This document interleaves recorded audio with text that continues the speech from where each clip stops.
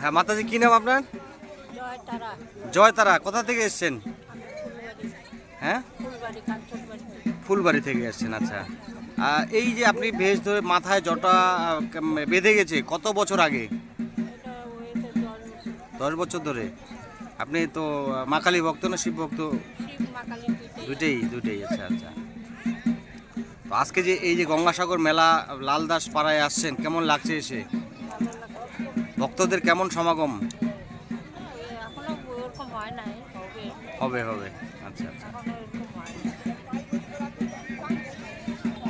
বিভিন্ন জায়গা থেকে কিন্তু এই যে তাদের যে সাধু সন্ন্যাসীরা ইতিমধ্যে এসে কিন্তু বিভিন্ন যারা গঙ্গা স্নান করছেন এসে কিন্তু এই জায়গায় পূজা দিচ্ছেন, বৈষ্ণব পূজা যাকে বলা হয়।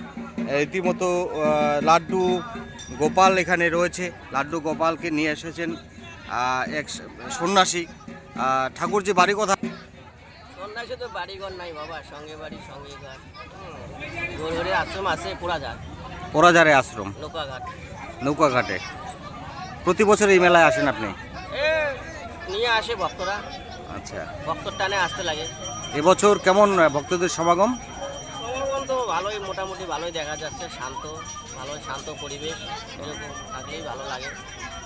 শান্ত ওই জন্য থাকে গৌরহরির কাছে। গঙ্গা স্নান যারা করে তাদের পূর্ণতা লাভ হয় কি? তো অবশ্যই।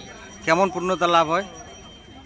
আচ্ছা, পুণ্যস্ত না হলে তো কেউ স্নান করতে আসবে না। আমাদের যে কিছু কর্মফল, এই পাপ কিছু মুক্তি হয়, তার জন্য গঙ্গা স্নান। পাপ থেকে মুক্তি হওয়ার জন্য গঙ্গা স্নান করাটা ভালো। ভালো।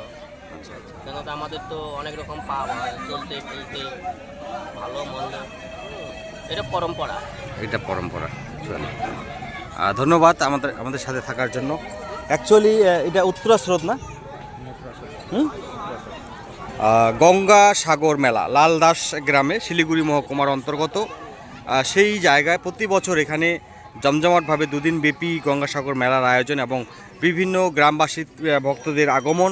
এখানে রয়েছে সাধু সন্ন্যাসীরা বিভিন্ন জায়গা থেকে এসেছেন এবং সেখানেই কিন্তু রীতিমতো পুজো হচ্ছে এবং পুজো দিচ্ছে মা বোনেরা।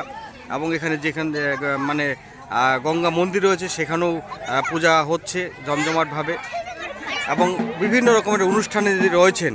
আমরা বিভিন্ন জায়গায় কথা বলে নিলাম এবং এখানে যে কমিটিরা রয়েছেন তাদের সাথেও কথা বলে নিব।